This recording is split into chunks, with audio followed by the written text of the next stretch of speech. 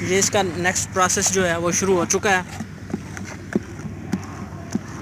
इस तरह ये इसको हिलाते जाएंगे, ठंडा होता जाएगा और जैसे ये ठंडा होकर जम जाएगा तो इसकी जो है ढेले से बना लेंगे, इसके टुकड़े बनाएंगे।